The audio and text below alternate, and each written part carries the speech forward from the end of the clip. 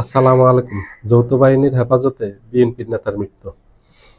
চুয়াডাঙ্গা জেলার জীবননগর উপজেলার জীবননগর পৌরসভার বিএনপি সাধারণ সম্পাদক শামসুজ্জামান ডাবলুর মৃত্যু হয়েছে যৌথ বাহিনীর হেফাজতে। গতকাল রাতে তাকে যৌথ বাহিনী অস্ত্র উদ্ধারের নামে গ্রেপ্তার করে, সুস্থ অবস্থায় গ্রেপ্তার করে নিয়ে যায়।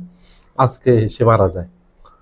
যৌথ বাহিনীর হেফাজতে এই মৃত্যু কাম্য নয়, কারণ তার আগেও যৌথ বাহিনীর হেফাজতে কুমিল্লা বিএনপির একজন নেতা মারা গেছেন। উনি চট্টগ্রাম বন্দরে চাকরি করতেন। পরবর্তীতে দেখা গেছে উনি খুবই ভালো মানুষ। এটা পারিবারিক বিরোধের জেরে ওনার প্রতিবেশী একটা সেনাবাহিনীকে দিয়ে এই কাজটা করিয়েছেন। সেনাবাহিনী তখন এই বিএনপির এই নেতাকে তুলে নিয়ে হত্যা করছে। এটা সেনা হেফাজতে মারা গেছে, এটা হত্যাই।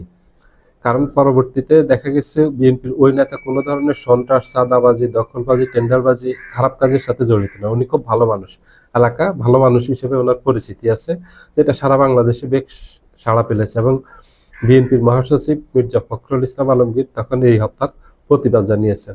এই হত্যার প্রতিবাদ স্বরূপ তখন যেই সেনাবাহিনীর এই ওখানে যারা ছিল দায়িত্বে তাদেরকে প্রত্যাহার করে নিয়েছে। ঠিক আজকেও সেনাবাহিনীর ওখানে চুয়াডাঙ্গার জীবননগর উপজেলায় যারা যে ক্যাম্পটা ছিল সেই ক্যাম্পের সকল সদস্যকে প্রত্যাহার করে নিয়েছে। আর একজন সুস্থ মানুষকে তুলে নিয়ে যাবেন, যদি তার অপরাধ থাকে তাহলে তাকে আইনের আওতায় নিয়ে আসেন। দেশে তো আইন আছে, বিচার আছে, তার বিচার করবে, সেখানে বিচার হবে। আপনাকে হত্যা করার অধিকার কেউ দেয়নি। আপনাকে দায়িত্ব দেওয়া হয়েছে আইন শৃঙ্খলা পরিস্থিতি নিয়ন্ত্রণের জন্য, মানুষ হত্যা করার জন্য না, জনগণকে হত্যা করার জন্য না, কারো উপর জোর জুলুম করার জন্য না।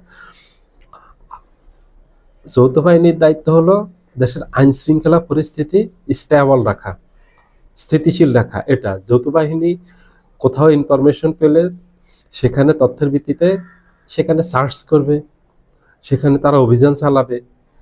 অভিযানে যদি কিছু পাওয়া যায় তাহলে তাকে গ্রেপ্তার করবে, আর না গেলে তাকে কোনো ধরনের হয়রানি করবে না।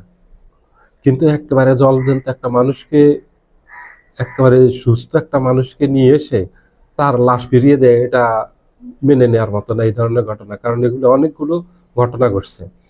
এগুলি সম্পর্কে খুব সতর্ক হওয়া দরকার, খুব সাবধানী হওয়া দরকার। যেই হোক, যদি একজন আওয়ামী লীগের কর্মীও হয়, ও তো মানুষ, তো ও তো আগে মানুষ, ও তো মানবাধিকার আছে, আইন আছে দেশে।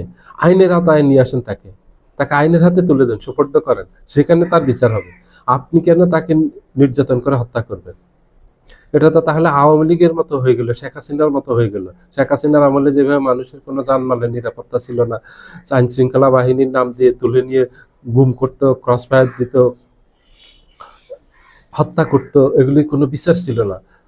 এই যে বিচারহীনতার একটা সংস্কৃতি শেখ হাসিনা চালু করছে, বাংলাদেশি সেখানে আবার ফেরত যাবে? সেখানে যাবে না। এভাবে কোনো মানুষকে হত্যা করা যাবে না, একজন মানুষকে হত্যা করা যাবে না। ও যেই দলের হোক, ওর অপরাধ প্রমাণিত হবে, তাকে ধরে আইনের হাতে তুলে দিবেন।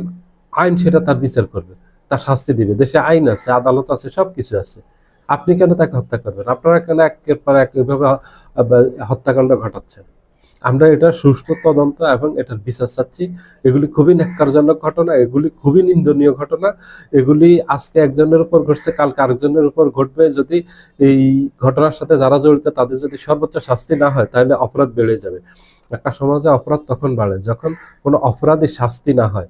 ও যেই হোক অপরাধী, এটা যৌথ বাহিনী হোক, এটা পুলিশ হোক, এটা আর্মি হোক, এটা র্যাব হোক, যে কেউ হোক, তাকে আইনের আওতায় আনতে হবে। আইনে তার অপরাধের বিচার করতে হবে। আর যতক্ষণ পর্যন্ত অপরাধের বিচার না হবে, ততক্ষণ পর্যন্ত এই ঘটনাগুলি ঘটতেই থাকবে।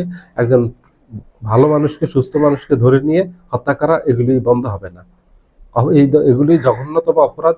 এগুলি আইন শৃঙ্খলা বাহিনীর হাতে এগুলি ঘটবে, এটা কল্পনা করা যায় না। আইন শৃঙ্খলা বাহিনীর দায়িত্ব হলো মানুষের জানমাল রক্ষা করা, মানুষের জীবন নেয়া না। মানুষকে হত্যা করা আইন শৃঙ্খলা বাহিনীর দায়িত্ব না। আইন শৃঙ্খলা বাহিনীর দায়িত্ব হলো মানুষের জান এবং মাল দুইটাই নিরাপদ রাখা, হেফাজত করা।